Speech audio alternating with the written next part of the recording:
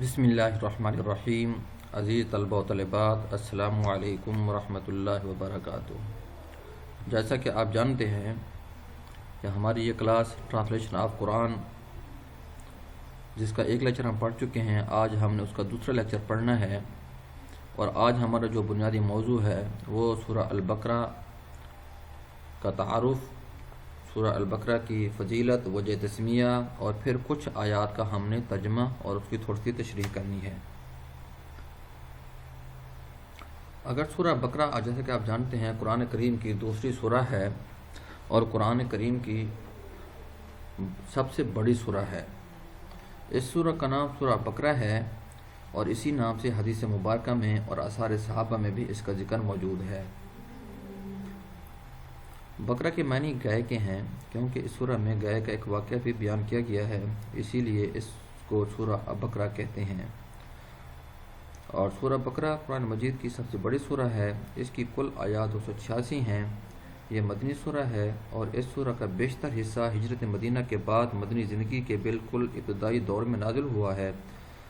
और कम तर हिस्सा ऐसा है जो बाद में नाजिल हुआ और मुनासबत मज़मून के लिहाज से इसमें शामिल कर दिया गया। हत्ता कि सूद की ममानियत के सिलसिले में जो आयात नाज़िल हुई हैं वो भी इस सूरह में शामिल हैं। हालांकि वो नबी करीम की ज़िंदगी के बिल्कुल आखिरी ज़माने में उतरी थीं। सूरह का ख़ात्मा जिन आयात पर हुआ है वो हिजरत से पहले मक्का में नाज़िल हो चुकी थी, मगर मज़मून की मुनासबत से इनको भी इसी सूरह में ज़म कर दिया गया है।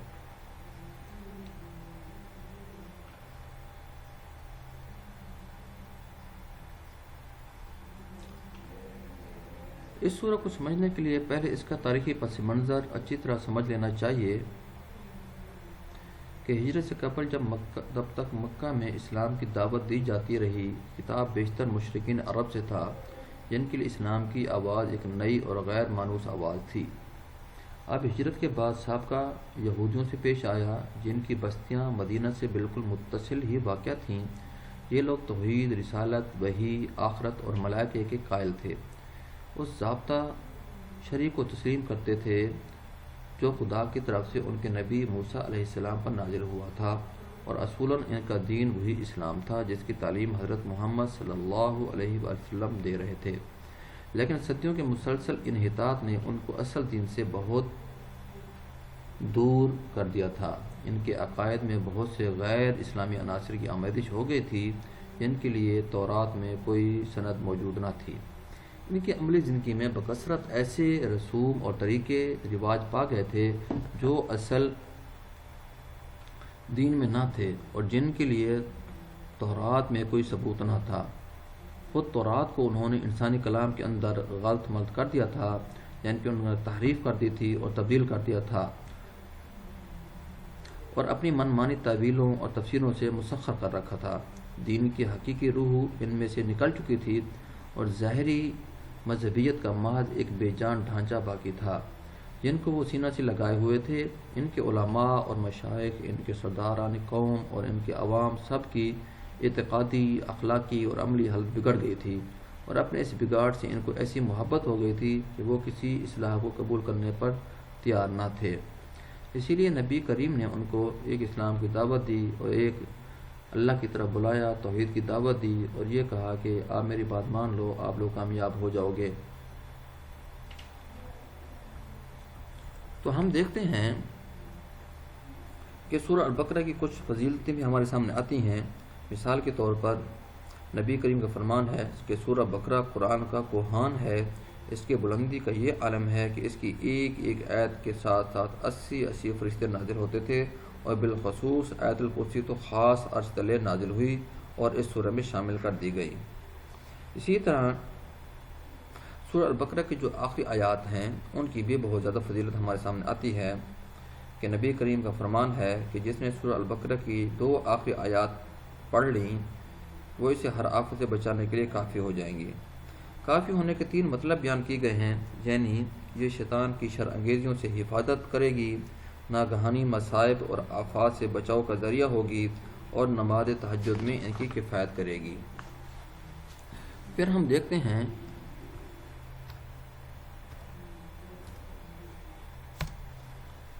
کہ سورہ البقرہ کے جو آغاز ہے وہ حروف مقطعات سے ہو رہا ہے، یعنی الف لام میم۔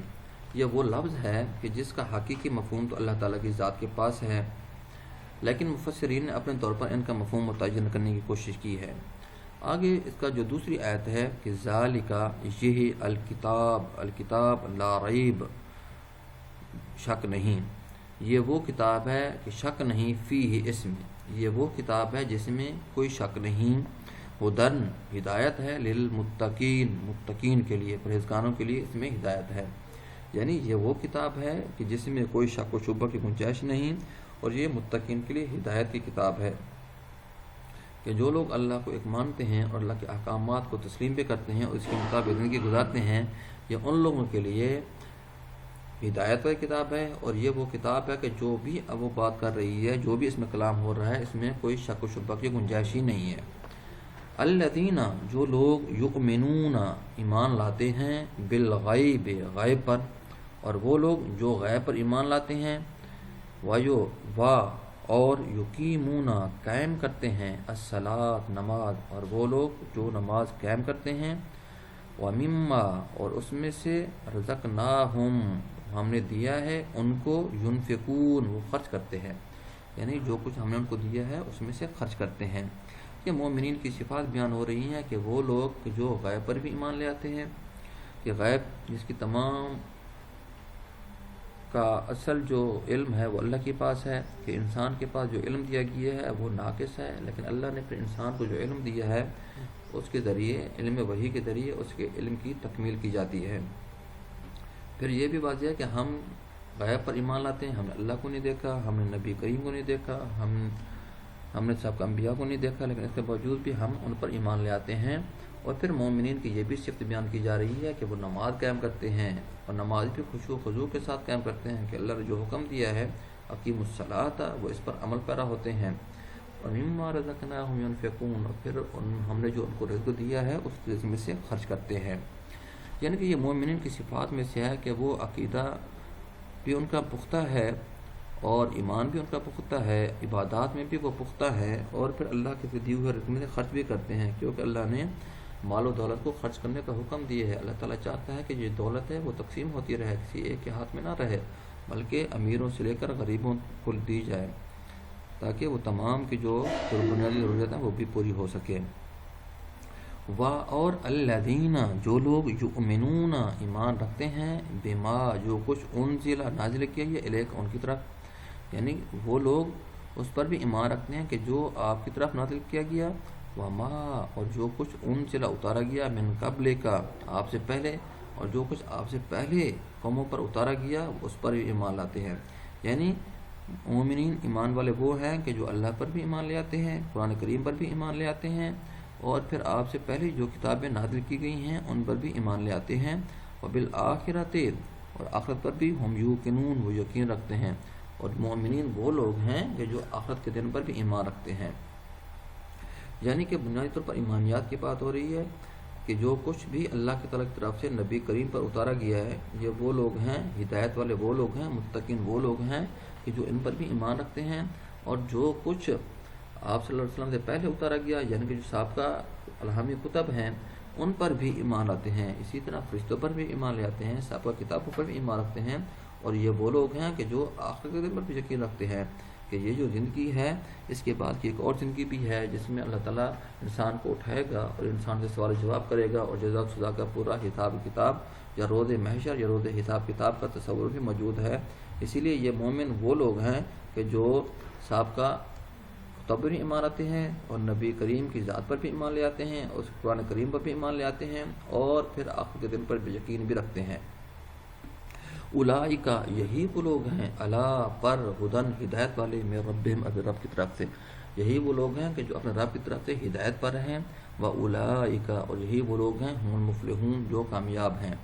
یعنی جو متقین کی صفات بھی سے بیان ہو رہی ہیں کہ یہی وہ لوگ ہیں کہ جو اپنے رب کی طرف سے ہدایت پر بھی ہیں، اور یہی وہ لوگ ہیں کہ جو کامیاب ہونے والے بھی ہیں، فلاح پانے والے بھی ہیں۔ ان، بے شک، الذین، جو لوگ، کافروا، کفر کیا، بے شک جن لوگوں نے کفر کیا، سواء، برابر ہے، علیہم، ان کے لیے، انذرتہم، آپ ان کو ڈرائیں، ام لم تنذرہم یا نہ ڈرائیں لا یؤمنون وہ ایمان نہیں لے آئیں گے. یعنی وہ لوگ کہ جن لوگوں نے انکار کیا، کفر کیا اور آپ کو جھٹلایا، ان کے لیے برابر ہے کہ آپ ان کو ڈرائیں یا نہ ڈرائیں، وہ ایمان نہیں لائیں گے. کیوں کہ جب نبی کریم نے ان کو اسلام کی دعوت دی تو وہ کہنے لگے کہ یہ جو بات کر رہا ہے ہم اس کی بات کیوں مان لیں، بلکہ ہم تو اپنے باپ دادا کے دین پر قائم ہیں، ہم اپنے باپ دادا کے دین کو کیوں چھوڑ دیں. اور دوسری بات یہ ہے کہ یہ جو باتیں کر رہا ہے، یہ جو کلام پڑھ رہا ہے، یہ تو انسانوں کا کلام ہے، یہ تو کسی شاعر کا کلام ہے. جس طرح ہم جانتے ہیں کہ اہل عرب کے ہاں دو بنیادی خصوصیات ہیں کہ ایک تو ان کے ہاں ان کا جو حافظہ تھا وہ قوی تھا، اور ان کی جو بنیادی خصوصیت تھی ان کی زبان جو تھی وہ فصیح و بلیغ زبان ہوتی تھی. اسی لیے وہ سمجھنے لگے قریش مکہ کہ یہ جو نبی کریم بات کر رہا ہے یہ کسی شاعر کا کلام تو ہو سکتا ہے. اسی لیے قرآن کریم نے ان کو چیلنج کیا اور کہا کہ فاتو بصورت من مثلہ، اگر آپ کو ایسا لگتا ہے کہ یہ کسی انسان کا کلام ہے تو پھر اس جیسے کوئی ایک صورت بنا کے لے آؤ. لیکن آپ سب لوگ جانتے ہیں کہ وہ اس میں عاجز آ گئے اور وہ اس بات کو پورا نہ کر سکے. کیوں کہ یہ تو کلام اللہ ہے، اس کے بارے میں ہم پہلے بھی پڑھ چکے ہیں کہ یہ اللہ تعالیٰ کا کلام ہے کہ جو جبرائیل علیہ السلام کے ذریعے نبی کریم کے قلب اطہر پر اتارا گیا.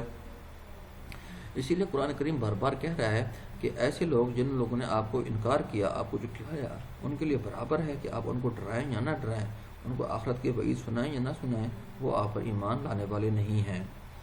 خاتمہ مہر لگا دی ہے اللہ نے مہر لگا دی ہے علی پر قلوبہم ان کے دلوں پر، وعلی اور پر سمعہم اور ان کے کانوں پر. اللہ تعالیٰ نے ان کے دلوں پر اور ان کے کانوں پر مہر لگا دی ہے کہ وہ سمجھ بھی رہے ہیں لیکن پھر بھی ایمان نہیں لا رہے، اور وہ آپ کا کلام سن بھی رہے ہیں، باتیں سن بھی رہے ہیں، ان کو یہ بھی یقین ہے کہ وہ آپ صحیح باتیں کر رہے ہیں، پھر بھی وہ ایمان نہیں لانے والے کیونکہ اللہ نے ان کے دل پر مہر لگا دی ہے. وعلی اور پر ابصارہم ان کی آنکھوں پر غشاوۃ پردہ ہے اور ان کی آنکھوں پر پردہ ہے. ولہم عذاب عظیم اور ان کے لیے دردناک عذاب ہے. یہ لوگ وہ ہیں کہ جو آپ کی باتوں سن بھی رہے ہیں اور سمجھتے بھی ہیں، اور بلکہ اہل یہود تو اسی انتظار میں بھی بیٹھے تھے کہ ایک آخری نبی نے آنا ہے، اس کی یہ خصوصیات ہوں گی، یہ خوبیاں ہوں گی اور ہم اس پر ایمان لے آئیں گے بلکہ اس کے ساتھی بنیں گے. لیکن جب نبی کریم نے نبوت کا دعویٰ کیا اور اسلام کی دعوت دینا شروع کی تو سب سے پہلے ان لوگوں نے انکار کیا، نہ صرف انکار کیا بلکہ آپ کے دشمن بن گئے. اسی لیے نبی اللہ تعالیٰ کا فرمان ہے کہ ان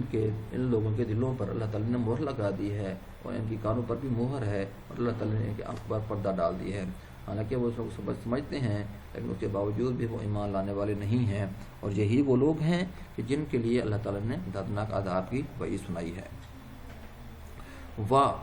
اور من سے الناس لوگوں میں سے، اور لوگوں میں سے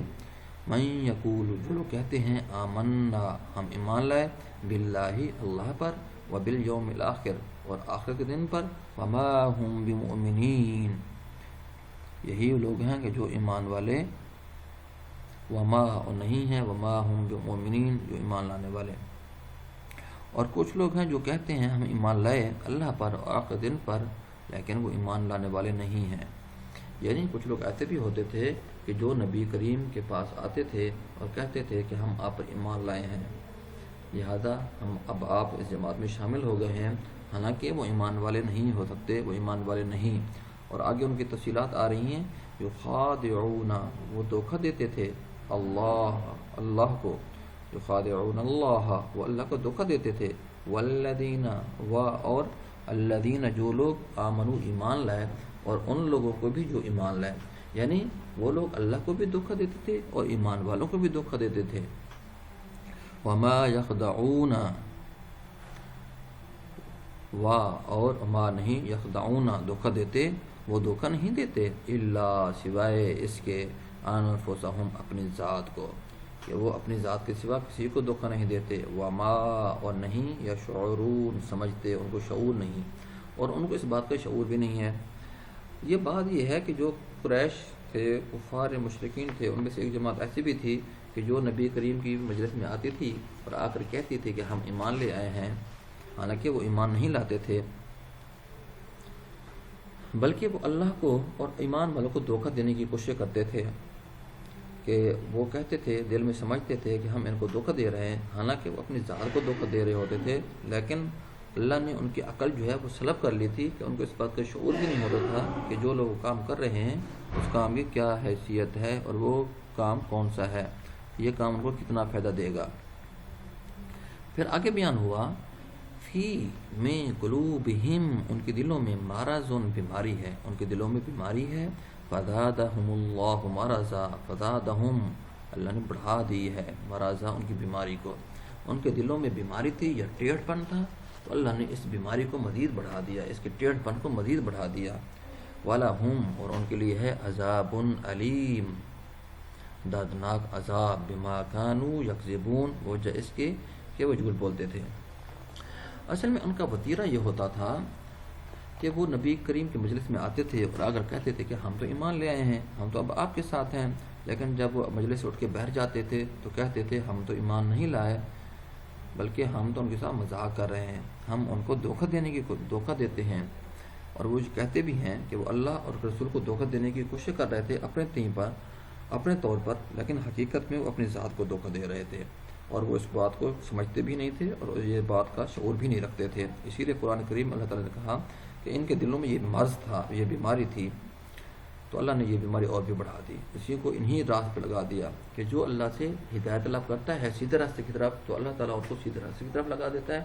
اور جو لوگ پھر راستے سے بھٹک جاتے ہیں تو پھر اللہ تعالیٰ ان کو اسی بھٹکتے ہوئے راستے کی طرف لگا دیتا ہے۔ وَلَهُمْ عَذَابٌ عَلِيمٌ، اور ان کے دردناک عذاب ہے، بما كانوا يكذبون، تو وہ جھوٹ بولتے تھے۔ یہ اصل میں منافقین کی طرف بھی اشارہ ہو رہا ہے کہ منافقین جو تھے، کیونکہ آپ جانتے ہیں نا کہ منافقین کی 3 بنیادی نشانی ہیں کہ جو حدیث میں بھی بیان کی گئی ہیں۔ منافق وہ ہے کہ جب وہ جھوٹ بات کرے تو جھوٹ بولے، وعدہ کرے تو وعدہ خلافی کرے، اور جب اس کو امانت دی جائے تو اس امانت میں خیانت کرے۔ ان کے ہاں بھی یہی بنیادی بیماری تھی کہ جب ان کو یہ بات کرتے تھے تو جھوٹ بولتے تھے، اور اسی جھوٹ کی وجہ سے ان کو پھر اللہ تعالیٰ نے سزا دی ہے کہ ان کے دلوں میں جو ٹیڑھ پن تھا، جو بیماری تھی، اللہ نے وہ بیماری اور بھی بڑھا دی ہے۔ پھر آگے ارشاد ہو رہا ہے کہ وَإِذَا، اور جب قیلا، کہتے تھے، لہم، ان سے، جب ان سے کہا جاتا لا تفسدوا، فساد نہ پھیلاؤ، فی الارض، زمین میں، جب ان سے کہا جاتا تھا کہ زمین پر فساد نہ پھیلاؤ، قالوا، تو وہ کہتے، انما، بے شک، نحن، ہم، مصلحون، اصلاح کرنے والے ہیں۔ جب ان سے کہا جاتا تھا کہ زمین پر فساد نہ پھیلاؤ تو وہ کہتے تھے کہ ہم تو اصلاح کرنے والے ہیں۔ یہ بنیادی طور پر یہ جو منافقین تھے ان کے بارے میں گفتگو ہو رہی ہے کہ وہ جب مسلمانوں کے پاس جاتے تو ان سے کچھ اور بات کہتے، کہ جب اپنی مجلس میں آتے تو پھر کچھ اور باتیں کرتے تھے، اور جب 2 گروہوں کو آپس میں لڑوانے کی کوشش کرتے تھے۔ تو انہی کے بارے میں کہا گیا ہے کہ جب ان سے کہا جاتا ہے کہ زمین پر فساد نہ پھیلاؤ تو وہ کہتے تو ہم تو اصلاح کرنے والے ہیں، ہم مصلحین ہیں۔ الا، بے شک، انہم، وہ، ہم المفسدون، فساد کرنے والے ہیں، ولکن لا یشعرون، لیکن وہ اس کا شعور نہیں رکھتے۔ قرآن کریم کہتے ہیں، اللہ تعالیٰ کہتے ہیں اصل میں یہی لوگ فسادی ہیں، لیکن ان کو اس بات کا شعور ہی نہیں ہے کہ جو وہ بات کر رہے ہیں وہ اصل میں کیا بات کر رہے ہیں۔ تو یہ منافقین کے بارے میں کہہ رہے ہیں، اور یہ دیکھیں قرآن کریم خود ان کے جو بنیادی چیزیں وہ واضح کر رہا ہے، عیاں کر رہا ہے کہ یہ جو طبقہ ہے کہ جو اپنے آپ کو مومن بھی کہتا ہے، نبی کریم کے مجلس میں بھی آتا ہے، لیکن پھر باہر جا کر اسلام کے بارے میں اور مومنین کے بارے میں غلط باتیں کرتے ہیں، تو اللہ نے ان کی جو بیماری تھی اس کو اور بڑھا دیا، اور یہ جو اصل میں جو مصلحین خود کو کہہ رہے تھے، اصل میں یہی لوگ فسادی ہیں، ان کے بارے میں بات ہو رہی ہے۔ تو انشاءاللہ پھر اگلی کچھ باتیں نیکسٹ لیکچر میں ہوں گی۔ وعلیکم السلام ورحمۃ اللہ وبرکاتہ۔